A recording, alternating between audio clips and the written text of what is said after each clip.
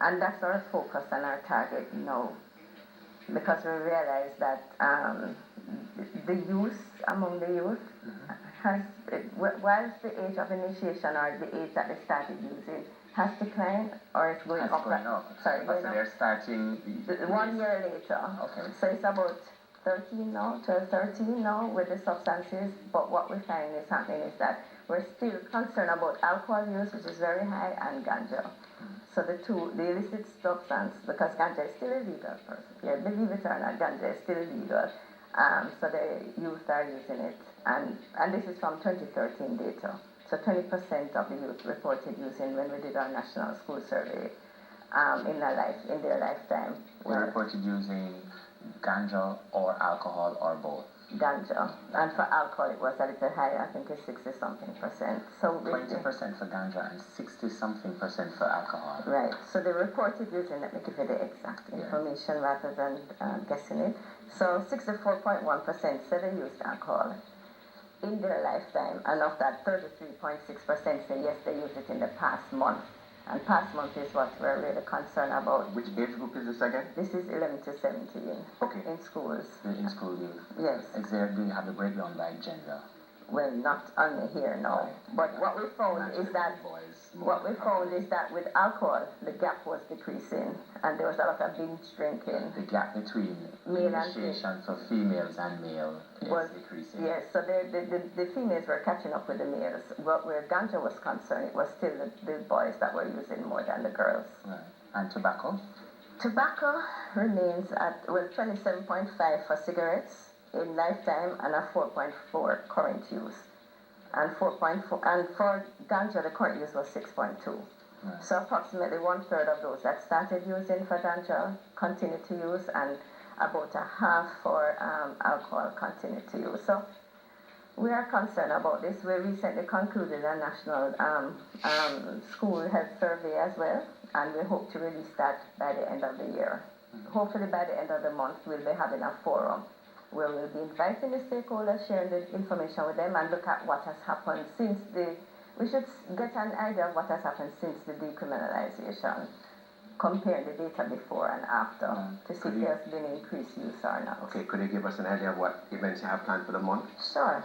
Just by area, right? Yes, so yesterday we started with the proclamation. So we go to the GG's office, and then he declares November Drug Awareness Month. We always start with that. Then church services. We consider that we need God's blessings to do this work and to do it with the limited resources that we have. Divine intervention. Divine intervention. And so for the next, this Sunday we'll be at Transform Life Church at 11:30. Where's the church? This is on Police Officers Club. Okay.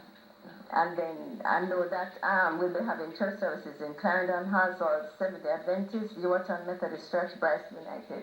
And at these church services in the central region, they'll be launching their volunteer groups as well, because I have one officer in each parish doing prevention and treatment. Say that again. One substance abuse officer. As in one biggie. One biggie. Only one. Only one. From Manchester? No, I'm not. People from Manchester know that only has a G in there. Only. So only one officer. So we need help. Yeah. So we are training volunteers now. We're targeting youth as well. So what we realized is that we did a focus group with the youth, and we said, okay, how can we reach you? So what they said to us is that you can come and talk to me if you have never experienced what I've experienced. So the older persons can't talk to the younger persons, right? Because you're the young one, right? Yes, he's the Right. So they said, bring our peers. So what we're doing this month, and the thrust of it, is to launch our Talk the Truth rollout in schools. So they said, come and tell us the truth. Give us the facts. Let persons who have used the substances and have recovered come and talk to us. Let our peers talk to us.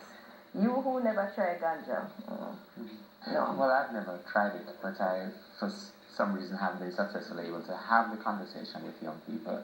And I wonder how you view it, the fact that you're now going in the field to do the empirical study, the first major one since the decriminalization. Do you anticipate an increased number for those that report, perhaps based on the fact that the fear for prosecution is no longer there? All those factors would be considered, I'm sure, because they feel, you're walking in the streets, you're smelling ganja smell more than cigarette smell now.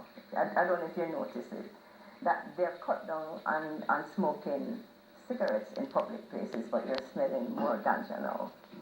I've definitely noticed that decline in smoking in general in public spaces. Yes, but ganja has increased. That's what this is anecdotal. No. So we need to get that evidence as well. But this is just based on when I go out. I don't know if you do that. When you go out, you smell the ganja more. Yeah, the beach, what you smell. I've always smelled. So yes. Younger.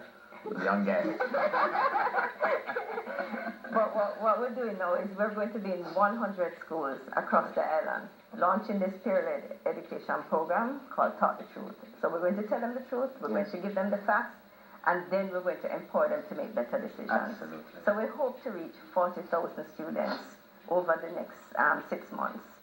And empower them. They need to, what is missing with our children is life skills. They don't know how to manage lives. They don't